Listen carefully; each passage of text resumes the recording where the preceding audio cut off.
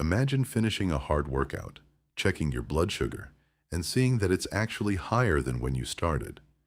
If you're trying to manage diabetes or lose weight, that can feel frustrating. Shouldn't exercise lower blood sugar?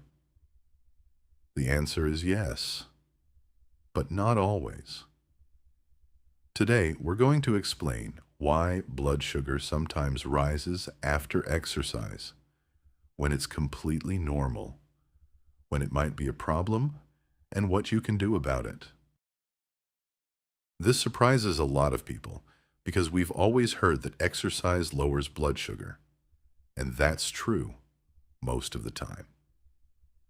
But your body isn't just trying to burn calories. Its number one priority is survival. When you perform intense exercise, your body thinks, we need energy immediately. So it activates a backup system that can actually increase blood sugar. Let's look at how that works. Your muscles need glucose to produce energy. When you begin exercising, they start pulling glucose from your bloodstream. If the workout is moderate, your muscles often use glucose faster than your liver releases it. Blood sugar falls. But if you're lifting heavy weights, doing sprint intervals, playing competitive sports, or exercising at very high intensity, your brain signals the release of stress hormones.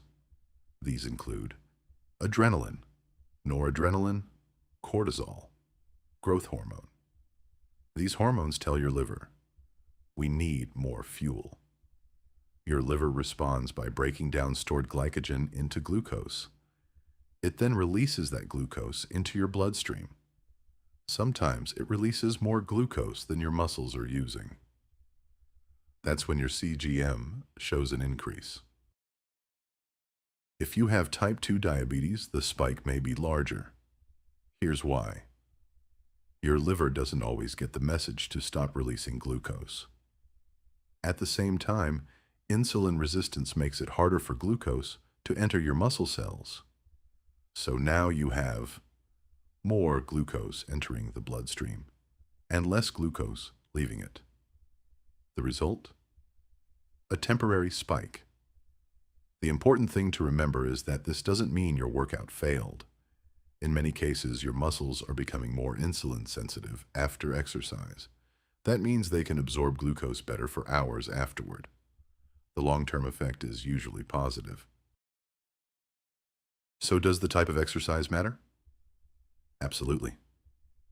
Low-intensity walking usually lowers blood sugar. Cycling at an easy pace often lowers blood sugar. Steady-state cardio generally lowers blood sugar. Heavy strength training. High-intensity interval training. Sprint intervals. CrossFit. Competitive sports. These are much more likely to produce temporary spikes.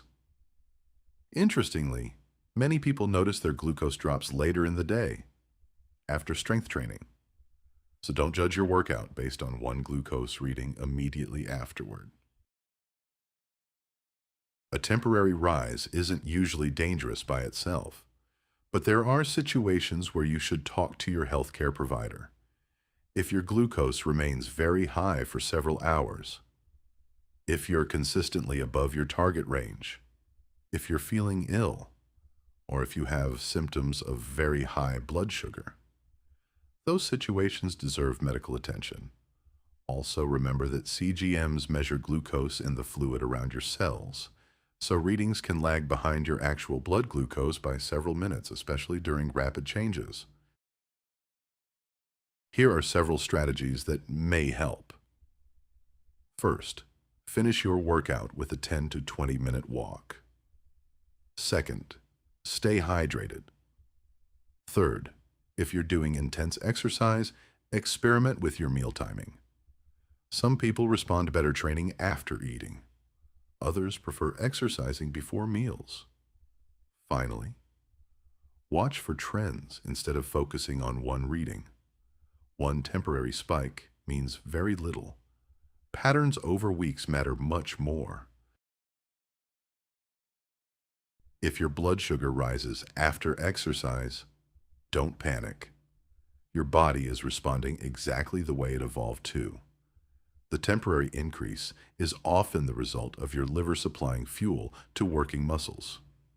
For many people, especially those with type 2 diabetes, the long-term benefits of exercise far outweigh these short-term changes.